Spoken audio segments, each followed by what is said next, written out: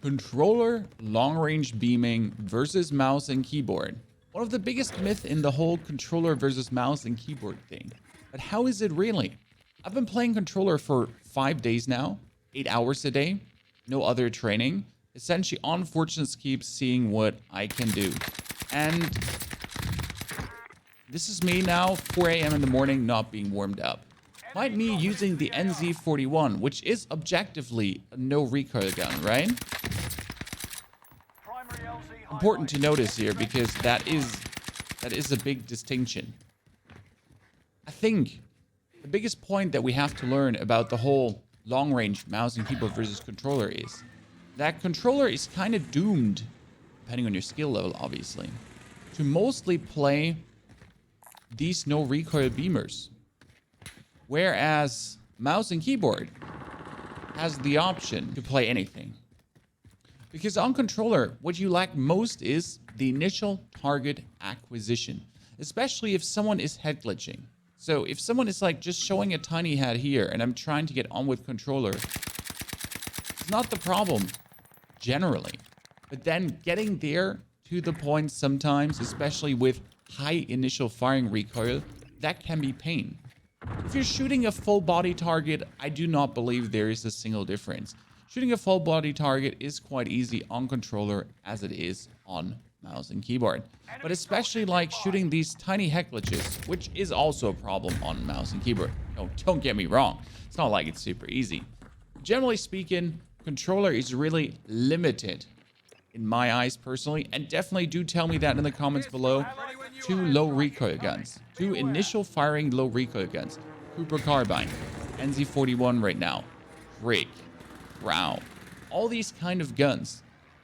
I've been trying out the bar, and the bar also works, but again, the bar does not have any meaningful recoil so to talk of. But if you're looking at something like the Odin, for example, which has insane bouncy, like this would be the bar, for example, and yes, you can keep the bar ultra easy on. Like there's no problem, right? Considering also that I'm using precision rings. Without precision rings, I would not be able to do this. Simple matter of fact, the precision rings allow me to especially have this very precise, minimal control of my recoil. That really allows me to get my tracking on. Now, there's one thing about controller and long range, though, that we have to consider. That is when your opponent is doing this. Put out an SMG. So if he's, you know, if you're trying to shoot on long range and your opponent is doing this, I do genuinely believe that mouse and keyboard can do a better tracking on this. Not saying this is generally like easy to obviously hit your shots if you're trying to do a 200 meters and your opponent is like, I don't know, swallowed a flubber. It's never easy to keep on. But I do believe that mouse and keyboard has a slight edge there. But if you're, for example, shooting someone and he's doing this, like the strafe, or he's just walking, or even running in one direction, that's very easy for controller because you just have to aim in, strafe, and the aim assist does help you. And what I generally have learned, obviously, is, compared to mouse and keyboard, that when you're shooting on the distance, you do this, right? You wiggle so that your strafing aim assist or your rotational aim assist also helps you on distance, which is actually the thing that helps you on distance. So the rotational aim assist does definitely kick in, does definitely do something for you. Oh, come.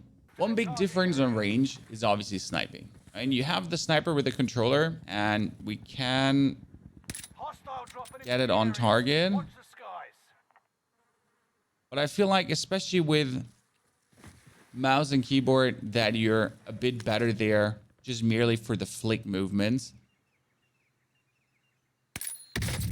You can hit it, right? On standing still targets, that's not the problem.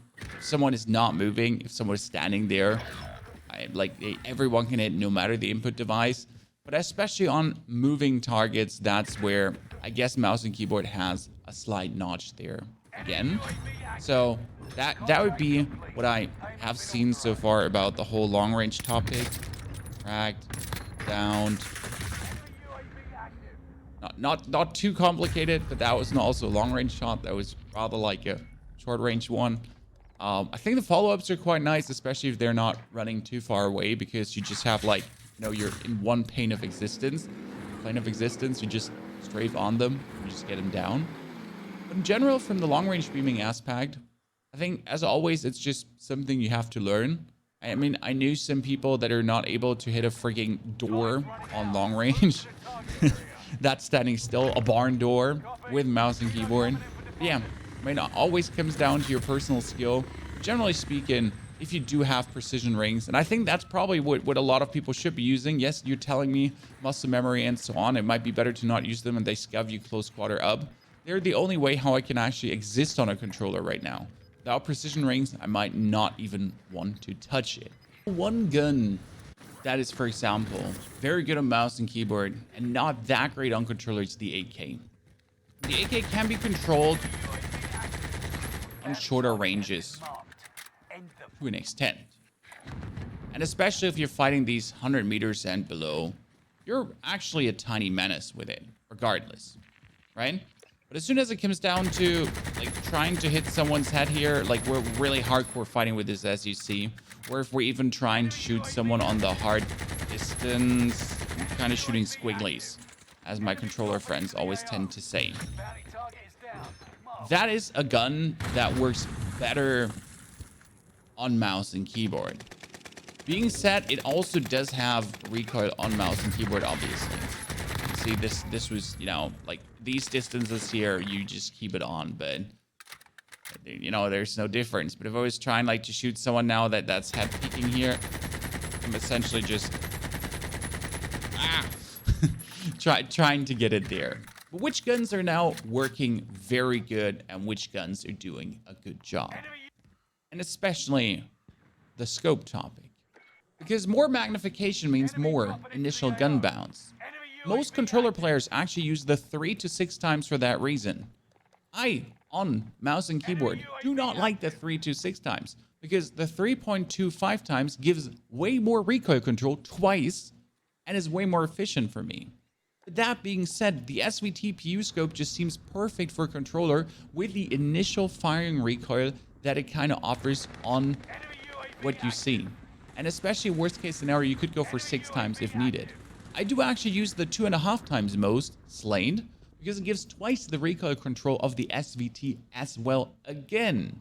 So it has double the recoil control, actually existing recoil control of the other gun, of the other side.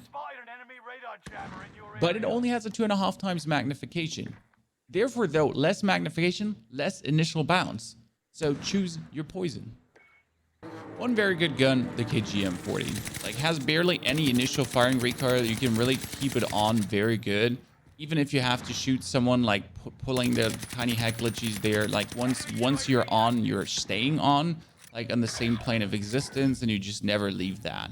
And obviously fighting someone that heads glitching like from below can always be a tricky thing, but I do generally like the M40.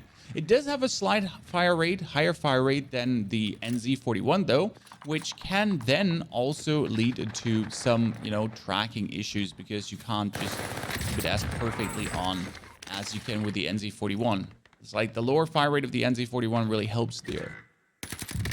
Haha! Obviously the NZ41, especially the, well, new sustained fire build, is still absolutely top tier viable. I mean, it allows you to just keep every single shot exactly where you want it to be. And I do finally understand why my controller friends choose to play the most OP guns. Simply because they are very easy to control. I mean, if you're playing on controller, if you're shooting on long range, I've noticed a lot of the creators and a lot of my creator friends, they don't experiment much. They just take the most broken gun and they keep using it, obviously to win the most. But obviously because it also has the most convenient recoil to use, the most convenient recoil to hit over and over again, and then be able to just beam everyone away from everywhere where he is without a hassle. So that is something I've finally understood, but I had to play controller myself for that. Now, the bar has definitely been the #1 easy to control rifle because literally, I mean, I don't even have to really apply pressure on the stick, right? It's just a minimal tiny move downwards of my thumb, not much, and you just really keep it on the same position no matter what. no matter the distance. But that's the bar, right? Can't really blame the bar for that. Now, another gun that is insanely good is the Cooper Carbine.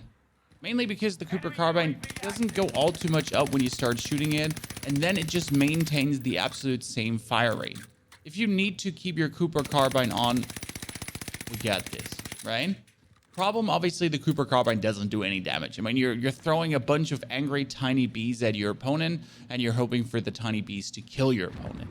But it does feel extremely good on the tracking standpoint. So when you're shooting the Cooper and you're doing this, and you're having your aim assist on, it feels very nice when they're strafing from left to right to just keep that on. Congruent, nice fire rate, and just really getting the most out of it. Very powerful, very strong. High recommendation. Mostly unfortunate keep. Wouldn't probably use it on Caldera because you don't want to use like super, ultra long range shots on your opponents. They ain't gonna work with the Cooper. What are your favorite guns to use? Drop it in the comments below. What do you think about the conclusion we have here about controller just having less guns to use than mouse and keyboard? Because mouse and keyboard can just handle more of the different recoils easier, or is more forgivable in that regard. And controller kind of relies on these rather low recoil guns. If you look back to Vanguard, if you look back to Verdansk, controller players playing the Kilo mostly, Grau mostly, Burin, yeah. We kind of see a pattern here of controller players essentially playing the extreme low recoil guns to just keep it on and get there. The AMAX might be disproving that point, but that was also the extreme Talton players just running around with the AMAX. Well, tell me what you think. Tell me what you're using and what works for you the best. Thank you for watching this. Don't forget to check out the other controller content. I actually did make a playlist for this, so you can directly check out everything wrapped together, my whole 7-day journey. Wish you a fantastic good day and see you in the next video.